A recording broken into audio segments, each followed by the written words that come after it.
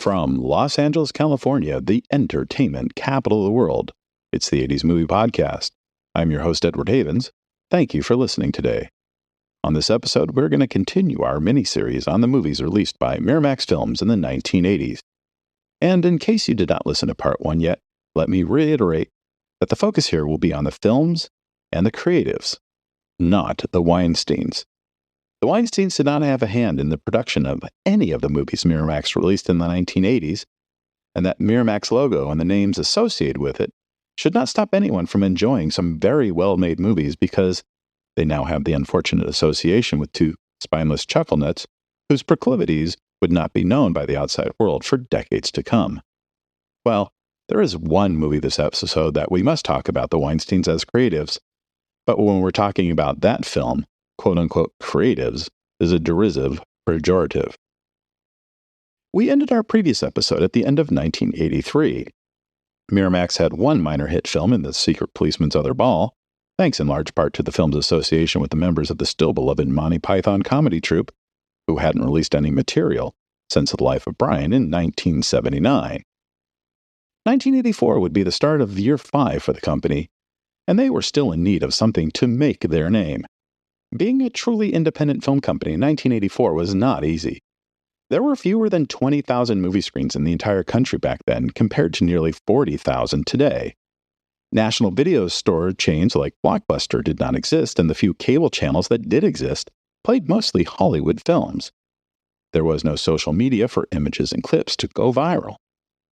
For comparison's sake, in A24's first 5 years, from its founding in August of 2012 to July 2017, the company would have a number of hit films, including The Bling Ring, The Lobster, Spring Breakers, and The Witch, release movies from some of indie cinema's most respected names like Andrea Arnold and Robert Eggers, Adam McGoyan, Daniel Kwan and Daniel Scheinert, Lynn Shelton, Trey Edward Schultz, Gus Van Sant, and Denis Villeneuve, and released several Academy Award-winning movies, including the Amy Winehouse documentary, Amy, Alex Garland's Ex Machina, Lenny Abrahamson's Room, and Barry Jenkins's Moonlight, which would upset frontrunner La La Land for the Best Picture Award of 2016. But instead of leaning into the American independent cinema the way that Cinecom and Island were doing with the likes of Jonathan Demme and John Sayles in the early 80s, Miramax would dip their toes further into the world of international cinema. Their first release for 1984 would be Rui Guerra's Erendira. The screenplay, by Nobel Prize winner Gabriel Garcia Marquez, was based on his 1972 novella, The Incredible and Sad Tale of Innocent Erendira and Her Heartless Grandmother, which itself was based off a screenplay Marquez had written in the early 1960s, which, when he couldn't get it made at the time, he would reduce down to a page and a half for a sequence in his 1967 magnum opus, 100 Years of Solitude. Between the early 1960s and the early 1980s, Marquez would lose the original draft of Erendira and would write a new script based off what he remembered writing 20 years earlier. In the story, a young woman named Erendira lives in a near mansion situated in an otherwise empty desert with her grandmother, who has collected a number of paper flowers and assorted tchotchkes over the years. One night, Erendira forgets to put out some candles used to illuminate the house, and the house and all of its contents burned to the ground. With everything lost, Erendira's grandmother forces her into a life of prostitution. The young woman quickly becomes the courtesan of choice in the region. With every new journey, an ever-growing caravan starts to follow them until it becomes, for all intents and purposes, a carnival with food vendors, snake charmers, musicians, and games of chance. Marquez's writing style, known as magic realism, was very cinematic on the page, and it's little wonder that many of his stories have been made into movies and television miniseries around the globe for more than half a century. Yet no movie came as close to capturing that Marquezian prose quite the way Guerra did with Erendira. Featuring Greek goddess Irina Papas as a grandmother, Brazilian actress Claudia Ohana, who happened to be married to Guerra at the time, as the titular character, and former Bond villain Michelle Lonsdale in a small but important role as a senator who tries to help Erendira get out of her life as a slave. And the movie would be Mexico's entry into the 1983 Academy Award race for Best Foreign Language Film. After acquiring the film for American distribution, Miramax would score a coup by getting the film accepted to that year's New York Film Festival, alongside such films as Robert Altman's Streamers, Jean-Luc Godard's Passion, Lawrence Kasdan's The Big Chill, Francis Ford Coppola's Rumblefish, and Andre Vaida's Danton.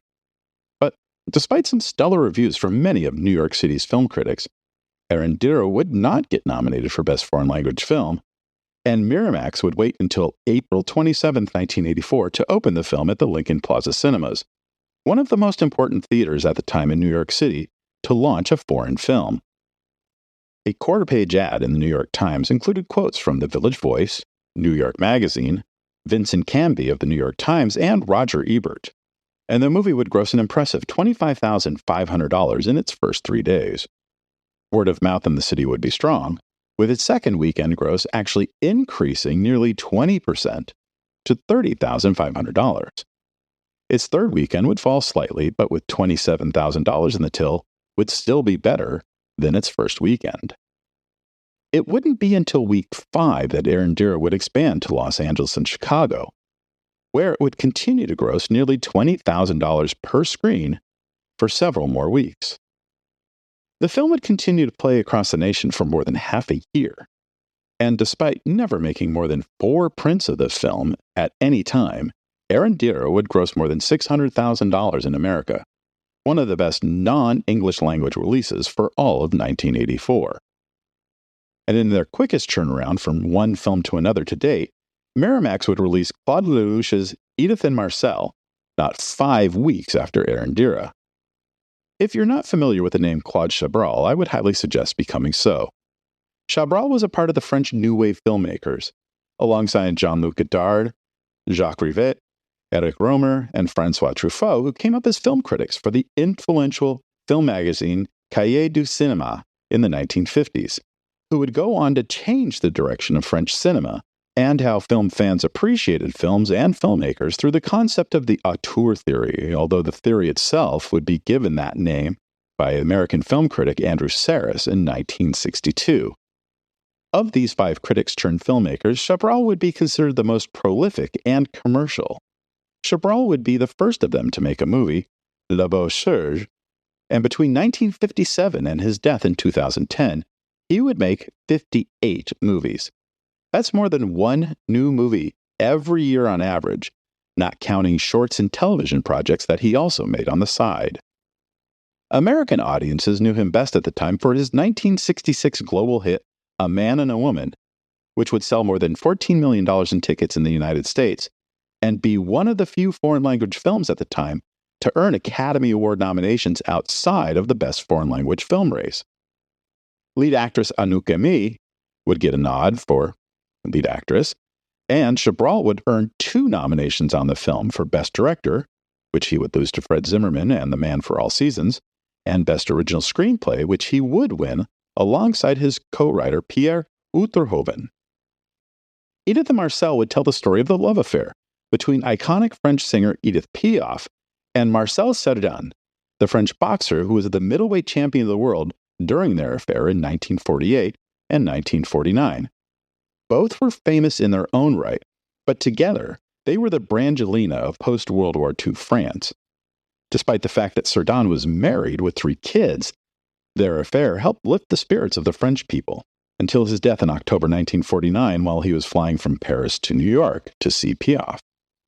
Fans of Raging Bull are somewhat familiar with Marcel Cerdan already, as Cerdan's last fight before his death would find him losing the middleweight title to Jake LaMotta. In a weird twist of fate, Patrick Dewar, the actor Chabrol had cast as Cerdan, committed suicide just after the start of production. And while Chabrol considered shutting down the film in respect, it would be none other than Marcel Cerdan Jr. who would step into the role of his own father, despite never having acted before, and being 6 years older than his father when he died. When it was released in France in April of 1983, it was an immediate hit, becoming the 2nd highest grossing French film of the year, and the 6th highest grosser of all films released in the country that year. However, it would not be the film France submitted for that year's Academy Award race. That would be Diane Curry's Entre Nous, which wasn't as big of a hit in France, but was considered a stronger contender for the nomination, in part because of Isabelle Huppert's amazing performance, but also because Entre Nous at 110 minutes was 50 minutes shorter than Edith and Marcel. Harvey Weinstein would cut 20 minutes out of the film without Chabrol's consent or assistance, and when the film was released at the 57th Street Playhouse in New York City on Sunday, June 3rd, the gushing reviews in the New York Times ad would actually be for Chabrol's original cut, and they would help the film gross $15,300 in its first 5 days. But once the other New York critics, who didn't get to see the original cut of the film, saw this new cut, the critical consensus started to fall. Things felt off to them, and they would be, as a number of short trims made by Weinstein would remove important context for the film for the sake of streamlining it. Audiences would pick up on the changes, and in the first full weekend of release, the film would only gross $12,000. After 2 more weeks of grosses under $4,000 each week, the film would close in New York City, and Edith and Marcel would never play in another theater in the United States. And then there would be another year-plus long gap before their next release, but we'll get into the reasons why in a few minutes. Many people today know Ruben Blades as Daniel Salazar in Fear the Walking Dead, or from his appearances in the Milagro Beanfield War, Once Upon a Time in Mexico, or Predator 2 amongst his 40-plus acting appearances over the years. But in the early 1980s, he was a salsa and Latin jazz musician and singer who had yet to break out of the New Yorcan market. With an idea for a movie about a singer and musician not unlike himself trying to attempt a crossover success into mainstream music, he would approach his friend, director Leon Icasio, about teaming up to get the idea fleshed out into a real movie. Although Blades was at best a cult music star and Icasio had only made one movie before, they were able to raise $6 million from a series of local investors, including Jack Rollins, who produced every Woody Allen movie, from 1969's Take the Money and Run to 2015's Irrational Man, to make their movie, which they would start shooting in Spanish Harlem in December of 1982. And despite the luxury of a large budget for an independent Latino production, the shooting schedule was very tight, less than 5 weeks.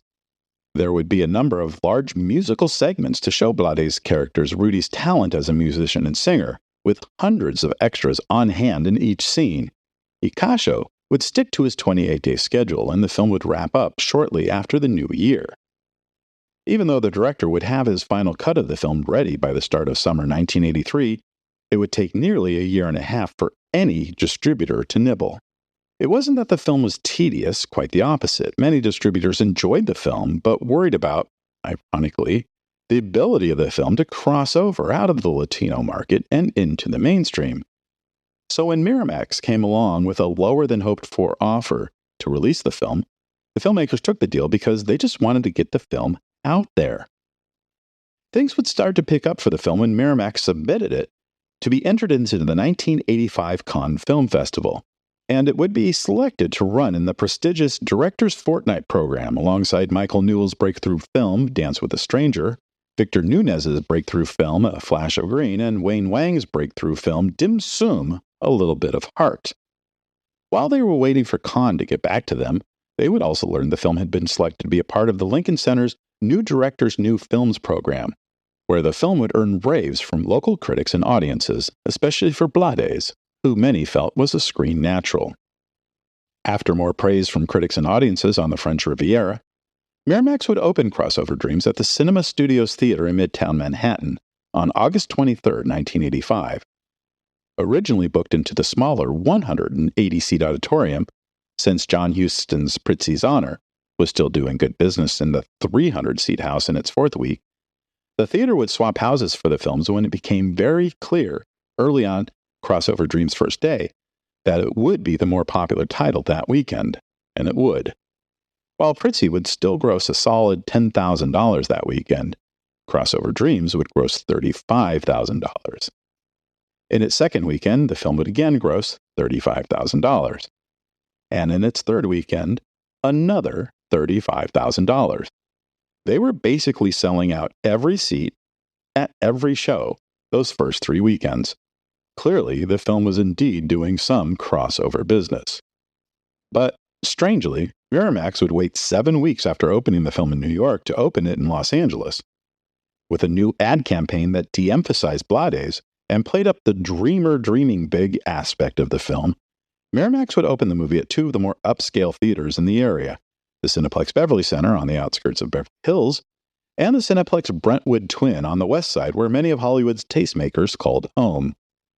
And even with a plethora of good reviews from the local press, and playing at 2 theaters with more than double the capacity of the one theater playing the film in New York, Crossover Dreams could only manage a neat $13,000 opening weekend in Los Angeles. Slowly but surely, Miramax would add a few more prints in additional major markets, but they never really gave the film the chance to score with Latino audiences who may have been craving a salsa-infused musical drama, even if it was entirely in English. Looking back 38 years later, that seems to have been a mistake. But it seems that the film's final gross of $250,000 after just 10 weeks of release was leaving a lot of money on the table. At awards time, Blades would be nominated for an Independent Spirit Award for Best Actor, but otherwise the film would be shut out of any further consideration. But for all intents and purposes, the film did kinda complete its mission of turning Blades into a star.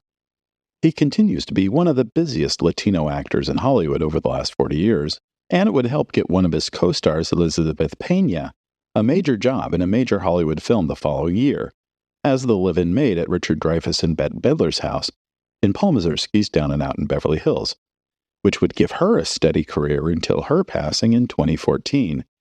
And Nicasio himself would have a successful directing career, both on movie screens and on television, working on such projects as Miami Vice, Crime Story, The Equalizer, Criminal Minds, and Queen of the South until his passing this past May. I'm going to briefly mention a Canadian drama called The Dog Who Stopped the War that Miramax released on 3 screens in their hometown of Buffalo on October 25, 1985. It's a family film about 2 groups of children in a small town in Quebec during their winter break who get involved in an ever-escalating snowball fight. It would become the highest-grossing local film in Canada in 1984, and it would become the first in a series of 25 family films under a Tales for All banner, made by a company called Party Productions, which will be releasing their newest film in the series later this year. The film may have been huge in Canada, but in Buffalo in the late fall of 1985, the film would only gross $15,000 in its first and only week in theaters. The film would eventually develop a cult following, thanks to repeated cable screenings during the holidays every year. We'll also give a brief mention to an Australian action movie called Cool Change, directed by George Miller. No, not the George Miller who created the Mad Max series, but the other Australian director named George Miller, who had to start going by George T. Miller to differentiate himself from the other George Miller, even though this George Miller was directing before the other George Miller, and even had a bigger local and global hit in 1982 with The Man from Snowy River than the other George Miller had with Mad Max 2, also known as The Road Warrior. It would also be the second movie released by Miramax in a year, starring a young Australian ingenue named Deborah Lee Furness, who was also featured in Crossover Dreams. Today, most people know her as Mrs. Hugh Jackman. The internet and several book sources say the movie opened in America on March 14, 1986, but damn if I can find any playdate anywhere in the country, period, not even in the Weinsteins' home territory of Buffalo. A critic from the Sydney Morning Herald would call the film, which opened in Australia 4 weeks after it allegedly opened in America, a spectacularly simplistic propaganda piece for the cattle farmers of the Victorian High Plains, and in its home country it would barely gross 2% of its $3.5 million budget. And sticking with brief mentions of Australian movies Miramax allegedly released in America in the spring of 1986, we move on to one of 3 movies directed by Brian Trenchard Smith that would be released during the calendar year. In Australia, it was titled Frog Dreaming, but in America the title was changed to The Quest. The film stars Henry Thomas from E.T. as an American boy who has moved to Australia to be with his guardian after his parents die, and finds himself caught up in a magic of a local Aboriginal myth that might be more real than anyone realizes. And like Cool Change, I cannot find any American playdate for this film anywhere near its alleged May 1st, 1986 American release date. I even contacted Mr. Trenchard Smith, asking him if he remembers anything about the American release of his film, knowing full well it's 37 years later. And while being very polite in his response, he could only remember one playdate at the 3-screen Cineplex Fairfax in Los Angeles across the street from the CBS Television Center. But he doesn't remember exactly when the film played there, and newspaper clips from the time show that the theater was actually closed for renovations when it supposedly opened there. So we may never know. Finally, we get back to the movies we can actually talk about with some certainty. I know our next movie was actually released in American theaters because I saw it in America, at a cinema. Twist and Shout told the story of two best friends, Bjorn and Eric, growing up in the suburbs of Copenhagen, Denmark in 1963. The music of the Beatles, who were just exploding in Europe at the time, helped provide a welcome respite from the harsh reality of their lives. Directed by Billy August, Twist and Shout would become the first of several August films to be released by Miramax over the next decade, which would end up becoming Miramax's first Oscar-winning release, but we'll be talking more about that movie on our next episode. August was often seen as a spiritual successor to Ingmar Bergman within Scandinavian cinema, so much so that Bergman would handpick August to direct a semi-autobiographical screenplay of his, The Best Intentions, in the early 1990s, when it became clear to Bergman that he would not be able to make it himself. Bergman's only stipulation was that August would need to cast one of his actresses from Fanny and Alexander, Pernilla Wahlgren, as his stand-in character's mother. August and Wahlgren had never met until they started filming. By the end of shooting, Pernilla Wahlgren would become Pernilla August, but that's another story for another time. In a rare twist, Twist and Shout would open in Los Angeles before New York City, at the Cineplex Beverly Center, on August 22, 1986, more than 2 years after it opened across Denmark. Loaded with accolades, including a Best Picture award from the European Film Festival, and positive reviews from the likes of Gene Siskel and Michael Wilmington, the movie would gross, according to Variety, a crisp $14,000 in its first 3 days. In its second weekend, the Beverly Center would add a second screen for the film, and the gross would increase to $17,000. And by week 4, one of those prints at the Beverly Center would move over to the Laemmle Monica 4, so those on the west side who didn't want to go east of the 405 could watch it. But the combined $13,000 gross would not be as good as the previous week's $14,000 from the 2 screens just at the Beverly Center. It wouldn't be until Twist and Shout's 6th week of release that they would finally add a screen in New York City at the 68th Street Playhouse, where it would gross $25,000 in its first weekend there. But after 9 weeks, never playing in more than 5 theaters in any given weekend, Twist and Shout was down and out with only $204,000 in ticket sales. But it was good enough for Miramax to acquire August's next movie and actually get it into American theaters within a year of its release in Denmark and Sweden. Again, join us on our next episode for that story. Earlier, I teased about why Miramax took more than a year off from releasing movies in 1984 and 1985, and we've reached that point in the timeline to tell that story. After writing and producing The Burning in 1981, Bob and Harvey decided what they really wanted to do was to direct. But it would take years for them to come up with an idea and flesh that story out to a full-length screenplay. They would return to their roots as rock show promoters, borrowing heavily from one of Harvey's first forays into that field, when he and a partner, Corky Berger, purchased an aging movie theater in Buffalo in 1974 and turned it into a rock and roll hall for a few years, until they gutted and demolished the theater so that they could sell the land, with Harvey's half of the proceeds becoming much of the seed money to start Miramax up. In this story, after graduating high school, 3 best friends from New York City get the opportunity of a lifetime when one of them inherits an old run-down hotel upstate, with dreams of turning it into a rock and roll hotel for young people. But when they get to the hotel, they realize the place is going to need a lot more work than they initially realized. And they realize they're not going to get any help from any of the locals who don't want them or their silly rock and roll hotel in their quaint and quiet town. With a budget of only $5 million and a story that would need to be filmed entirely on location, the cast would not include very many well-known actors. For the lead role of Danny, the young man who inherits the hotel, they would cast Daniel Giordano, whose previous acting work had been nameless characters in movies like Death Wish 3 and Streetwalkin'. This would be his first leading role. Danny's two best friends, Silk and Spikes, would be played by Leon W. Grant and Matthew Penn, respectively. Like Giordano, both Grant and Penn had also worked in small supporting roles, although Grant would actually play characters with actual names like Boo Boo and Choli. Penn, the son of Bonnie and Clyde director Arthur Penn, would ironically have his first acting role in a 1983 musical called Rock and Roll Hotel, about a young trio of musicians who enter a battle of the bands at an old hotel called the Rock and Roll Hotel. This would also be their first leading roles. Today, there are two reasons to watch Playing for Keeps. One of them is to see just how truly awful Bob and Harvey Weinstein were as directors.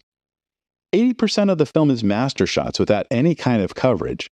15% is wannabe MTV music video, if the videos were directed by space aliens handed video cameras and not told what to do with them. And the last 5% is Giordano mimicking Kevin Bacon in Footloose, but with the heaviest New York accent this side of Bensonhurst. The other reason to watch is a young actress in her first major screen role, who is still mesmerizing and hypnotic despite the crap fest she is surrounded by. 19-year-old Marissa Tomei wouldn't become a star because of this movie, but it was clear very early on that she was going to become one someday. Mostly shot in and around the grounds of the Bethany Colony Resort in Bethany, Pennsylvania, the film would spend 6 weeks in production during June and July of 1984, and the Weinsteins would spend more than a year and a half putting the film together. As music men, they knew that a movie about a rock and roll hotel for younger people would need to have a lot of hip, cool, teen-friendly music on the soundtrack. So naturally, the Weinsteins would recruit such hip, cool, teen-friendly musicians like Pete Townsend of The Who, Phil Collins, Peter Frampton, Sister Sledge, the already defunct Duran Duran side project Arcadia, and Hinton Battle, who had originated the role of the Scarecrow in the Broadway production of The Wiz. The Weinsteins would spend nearly $500,000 to acquire B-sides and tossed away songs that weren't good enough to appear on the artist's regular albums. And once again, light on money, Miramax would send the completed film out to major studios to see if they'd be willing to release the film. A sale would bring some much-needed capital back into the company immediately, and creating a working relationship with a major studio could be advantageous in the long run. Universal Pictures would buy the movie from Miramax for an undisclosed sum, and they would set an October 3, 1986 release date. Playing for Keeps would open on 1,148 screens that day, including 56 screens in the greater Los Angeles metro region and 80 in the New York City metropolitan area.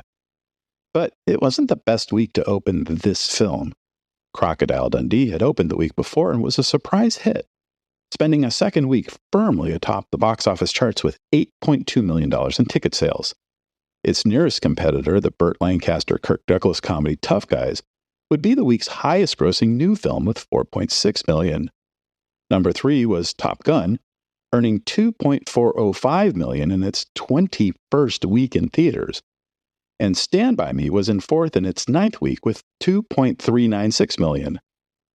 In 5th place, playing in only 215 theaters, would be another new opener, Children of a Lesser God, with $1.9 million.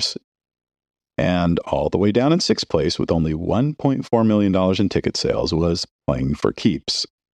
The reviews were fairly brutal, and by that I mean they were fair in their brutality, although you'd have to do some work to find those reviews today. No one has ever bothered to link their reviews for Playing for Keeps at Rotten Tomatoes and Metacritic. And after a second weekend where the film would lose a quarter of its screens and 61% of its opening weekend business, Universal would cut its losses and dump the film into dollar houses. The final reported box office gross on the film was only $2.67 million. Bob Weinstein would never write or direct another film, and Harvey Weinstein would only have one other directing credit to his name, an animated movie called The Gnome's Great Adventure, which wasn't really a directing effort so much as his buying the American rights to a 1985 Spanish animated television series called The World of David the Gnome, creating new English language dubs with actors like Tom Bosley, Frank Gorshin, Christopher Plummer, and Tony Randall, and then selling the new versions of the show to Nickelodeon. Sadly, we would learn in October 2017 that one of the earliest known episodes of sexual harassment by Harvey Weinstein happened during the pre-production of Playing for Keeps. In 1984, a 20-year-old college junior, Tommy Ann Roberts, was waiting tables in New York City hoping to start an acting career. Weinstein, who was one of her customers at this restaurant, urged Miss Roberts to audition for a movie that he and his brother were planning to direct. Weinstein would send her the script and asked her to meet him where he was staying so that they could discuss the film. When she arrived at his hotel room, the door was left slightly ajar, and he called on her to come in and close the door behind her. She would find Weinstein nude in the bathtub, where he told her she would give a much better audition if she were comfortable getting naked in front of him too, because the character she might play would have a topless scene. If she could not bare her breasts in private, she would not be able to do it on film. Miss Roberts was so horrified, she rushed out of the room after telling Weinstein that she was too prudish to go along. She felt he manipulated her by feigning professional interest in her and doubted she had ever been under serious consideration. And that incident would send her life in a different direction. In 2017, Roberts was a psychology professor at Colorado College, researching sexual objectification, an interest she traces back in part to that long ago encounter. And on that sad note, we're going to take our leave this week. Thank you for joining us. We'll talk again soon when we continue with the story of Miramax Films from 1987. Remember to visit this episode's page on our website, the 80s Movie Podcast, for extra materials about the movies we covered on this episode. The 80s Movie Podcast has been researched, written, narrated, and edited by Edward Havens for Idiosyncratic Entertainment. Thank you again. Good night.